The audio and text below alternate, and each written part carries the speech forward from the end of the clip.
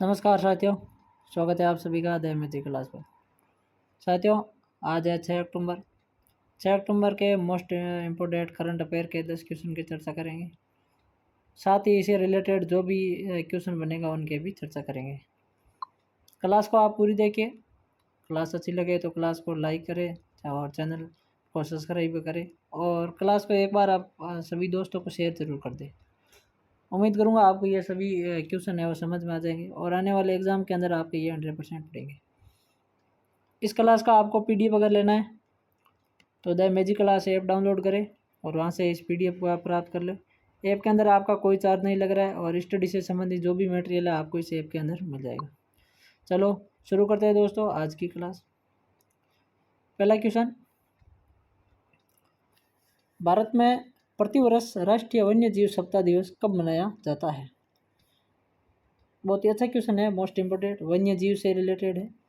तो इस क्वेश्चन का अपना जो राइट आंसर है वो सी हो जाएगा, यानी 2 अक्टूबर से 8 अक्टूबर के बीच में राष्ट्रीय वन्य जीव सप्ताह दिवस मनाया जाता है। इसकी जो शुरुआत है वो भी आप ध्यान रख लेना। राष्ट्रीय वन्य जीव है, इसकी शुरुआत है वो सन 1952 के अंदर हुई थी। वन्य जीव अभ्यारण्य जो वन्य जीव अधिनियम है उसके तहत 1952 में राष्ट्रीय वन्य जीव की जो है सप्ताह मनाने की जो स्थापना हुई थी। और इस बीच में यह सप्ताह मनाया जाता है कि जीवों की रक्षा की जाए। क्वेश्चन नंबर 2, हाल ही में साहित्य का नोबेल पुरस्कार किसे मिला है? साथियों, अभी नोबेल पुरस्कार है वो चल रहे हैं।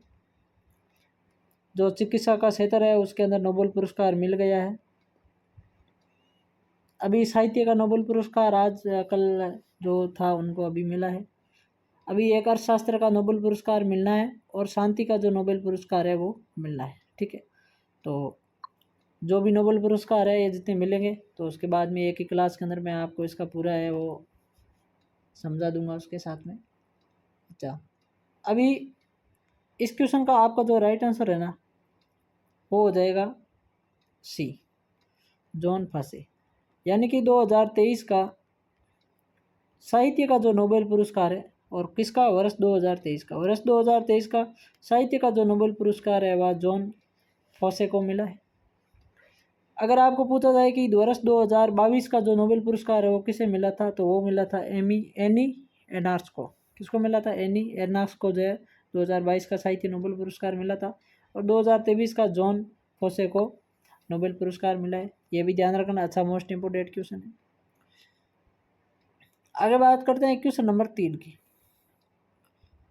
हाल ही में एशियन गेम 2023 में किसने भाला फेंक में रजत पदक जीता है? एशिया गेम का 19वां संस्करण है, चीन के हॉन्गझो में चल रहा है। ठीक है, ये 2022 का है जो भी 2023 के अंदर चल रहा है। ये भी 8 अक्टूबर को है वो इसका लास्ट डे ख़त्म हो जाएगा। उसके बाद में एक क्लास बनेंगे उसके ऊपर चर्चा करेंगे। तो इस क्वेश्चन में कहा गया है कि भाला फेंक में किसने हाल ही में रजत पदक जीता है? इस क्वेश्चन का अपना जो राइट आंसर है वो डी हो जाएगा, यानी कि किशोर जैना। क्या है? किशोर जैना ने एशियन गेम 2023 भाला फेंक में रजत पदक जीता है। अच्छा, अगर आपको पूछ लिया जाए कि यह जो रजत पदक है इनका जो भाला फेंक है वो इन्होंने कितने मीटर में जीता है, तो ये भी आपको ध्यान रखना है। 87.54 मीटर। कितना है? 87.54 मीटर के अंदर किशोर जैना ने भाला फेंक में रजत पदक जीता है। 87.54 के अंदर जीता है। क्वेश्चन नंबर 4, एशियन गेम 2023 में नीरज चोपड़ा ने हाल ही में कौन सा पदक जीता है? तो ये तो आपको पता ही है, नीरज चोपड़ा जहाँ भी जाते हैं गोल्ड मेडल ही लेकर आते हैं। ठीक है, तो एशिया गेम में ही नीरज चोपड़ा ने गोल्ड मेडल जीता है। एशिया गेम के अंदर नीरज चोपड़ा ने अपना जब चौथा प्रयास हुआ था, कौन सा चौथा प्रयास हुआ था, चौथे प्रयास के अंदर इन्होंने 88.88 मीटर के अंदर इन्होंने स्वर्ण पदक जीता है। ठीक है, नीरज चोपड़ा का ये एशिया गेम में लगातार दूसरा गोल्ड मेडल है, ये भी आपको ध्यान रखना है। कितना है? नीरज चोपड़ा का एशिया गेम में ये दूसरा गोल्ड मेडल है। अच्छा, आपको ये बताना है कि जो पहले वाला गोल्ड मेडल हुआ था तो उसमें अंदर कितने मीटर के अंदर इन्होंने जीता था? जो पहला गोल्ड मेडल जीता था वो कितने मीटर के अंदर जीता था? अभी जो जीता है वो 88.88 मीटर के अंदर इन्होंने जीता है और गोल्ड मेडल। ठीक है, ये ध्यान रखना है आपने। आगे बात करते हैं क्वेश्चन नंबर 5 की। हाल ही में न्यू लिटरेचर फेस्टिवल 2023 का आयोजन कहाँ हुआ है? तो इस क्वेश्चन का अपना राइट आंसर है बी हो जाएगा, यानी कि बेंगलुरु में न्यू लिटरेचर फेस्टिवल 2023 का आयोजन हुआ था। यह जो आयोजन है ये बच्चों के जो है वो खिलौनों पर आधारित है, बच्चों के लिए जो होता है। ठीक है, तो ये फेस्टिवल हुआ था, कहाँ पर हुआ था? न्यू लिटरेचर फेस्टिवल, नाम याद रखना है आपको, न्यू लिटरेचर फेस्टिवल बेंगलुरु। अभी अगर बेंगलुरु की बात आई है तो इसके लिए थोड़ा मैं आपको बता देता हूँ। बेंगलुरु कर्नाटक की राजधानी है। अभी कर्नाटक के जो मुख्यमंत्री उनका नाम क्या है? सो सिद्धारमैया इनके यहाँ के मुख्यमंत्री का नाम है। क्या नाम है? सिद्धारमैया मुख्यमंत्री का नाम है। अगर आपको कर्नाटक के राज्यपाल का नाम पूछ लिया जाए तो आपको बताना है थावरचंद गहलोत। क्या नाम बताना है? थावरचंद गहलोत, ये ध्यान में रखना है। बेंगलुरु कर्नाटक की राजधानी है, सिद्धारमैया यहाँ के मुख्यमंत्री और थावरचंद गहलोत क्या यहाँ के राज्यपाल हैं। और यहाँ क्या हुआ था? न्यू लिटरेचर फेस्टिवल 2023 का आयोजन हुआ था, ध्यान में रखना है। दोस्तों क्लास अगर अच्छी लगती है तो आप क्लास को शेयर ज़रूर करें अपने दोस्तों को। एशियन गेम 2023 में 4x400 मीटर रिले में भारत की पुरुष टीम ने कौन सा पदक जीता? ये बहुत ही मोस्ट इम्पोर्टेंट जीता है। काफ़ी वर्षों के बाद भारत ने इसके अंदर एक पदक जीता है। क्या है? रिले 4x4, क्या है? 4x400 मीटर रिले में भारत की पुरुष टीम ने कौन सा पदक जीता है? तो इसका राइट आंसर हो जाएगा बी, यानी गोल्ड मेडल।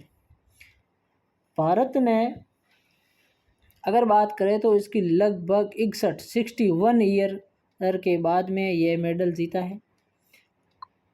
यह मेडल भारत ने 1962 के अंदर जकार्ता में जो एशिया खेल हुआ था उस समय भारत ने रिले के अंदर गोल्ड मेडल जीता था, और उसके बाद में ये अभी पहला गोल्ड मेडल है भारत का। ठीक है, ठीक है, ये ध्यान रखना है। तो इसीलिए ये क्वेश्चन आ सकता है कि क्योंकि ये 61 साल बाद, बहुत अधिक साल बाद भारत ने रिले में, भारत की पुरुष टीम ने कोई गोल्ड मेडल जीता है। किस में जीता है? 4x400 मीटर रिले में। ठीक है, ये ध्यान में रखना है। आगे बढ़ते हैं क्वेश्चन नंबर 7 की तरफ। क्वेश्चन नंबर 7 है, आरबीआई ने हाल ही में अपना कार्यकारी निदेशक ईडी किसे नियुक्त किया है? ईडी का मतलब होता है एग्जीक्यूटिव, क्या है? ई का मतलब होता है एग्जीक्यूटिव और डी का मतलब होता है डायरेक्टर। एग्जीक्यूटिव डायरेक्टर यानी कार्यकारी निदेशक है, वो किसे नियुक्त किया है? इस क्वेश्चन का अपना राइट आंसर है वो सी हो जाएगा, यानी कि मुनीश कपूर को आरबीआई ने अपना नया कार्यकारी निदेशक नियुक्त किया है। आरबीआई की स्थापना 1 अप्रैल 1935, ये तो आप सभी को ध्यान है। वर्तमान में आरबीआई के गवर्नर कौन है? शक्तिकांत दास है। इसका मुख्यालय कहाँ पर है? मुंबई के अंदर है, ये भी आप सभी को ध्यान है। ठीक, आगे बढ़ते हैं क्वेश्चन नंबर 8 की तरफ।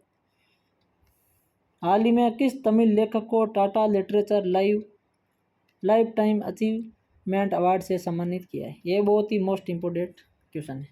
ये एक तमिल लेखक है और उस तमिल लेखक को, क्या है? तमिल लेखक है और उस तमिल लेखक को Tata literature life time achievement से सम्मानित किया गया था। तो यह किसे किया गया था? यह किया गया था अंबाई को। अंबाई एक तमिल लेखक है और उनके जो उपन्यास लिखे गए थे, उनके जो कवि संग्रह थे, तो उनसे उनको टाटा फाउंडेशन की तरफ से Tata literature life time achievement का अवार्ड मिला था। ये भी ध्यान में रखना है, अच्छा क्वेश्चन है। किसको मिला? अंबाई को। अंबाई कौन है? तमिल लेखक है। आगे बात करते हैं क्वेश्चन नंबर 9 की। हाल ही में प्रधानमंत्री नरेंद्र मोदी ने किस राज्य में केंद्रीय जनजातीय विश्वविद्यालय स्थापित करने की घोषणा की है? यह बहुत ही अच्छा क्वेश्चन है। ठीक है, तो इस क्वेश्चन का अपना जो राइट आंसर है वो क्या होगा? देखो, इस क्वेश्चन का अपना राइट आंसर है वो हो जाएगा डी। क्या होगा? इसका राइट आंसर हो जाएगा डी। अभी देखो, दोबारा इस क्वेश्चन को एक बार पढ़ लेना। केंद्रीय जनजातीय विश्वविद्यालय स्थापित करने की घोषणा किसने की? नरेंद्र मोदी ने की है। और कहाँ पर की है, राज्य का नाम लिख देता हूँ दोबारा, तेलंगाना। क्या है, तेलंगाना। ध्यान में रखना, केंद्रीय जनजातीय विश्वविद्यालय स्थापित करने की घोषणा हमारे माननीय प्रधानमंत्री जी इन्हें घोषणा की है तेलंगाना राज्य में।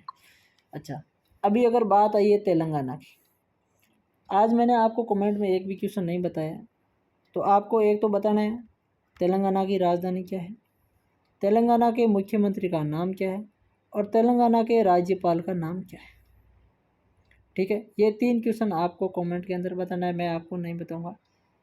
तेलंगाना की राजधानी, तेलंगाना के मुख्यमंत्री और तेलंगाना के वर्तमान में राज्यपाल कौन है, ये आपको कमेंट के अंदर मुझे बताना है। आप कमेंट के अंदर एक तो जवाब नहीं देते यार, कमेंट के अंदर आप जवाब दिया करो, जिससे आपका पता चलता है टेस्ट का।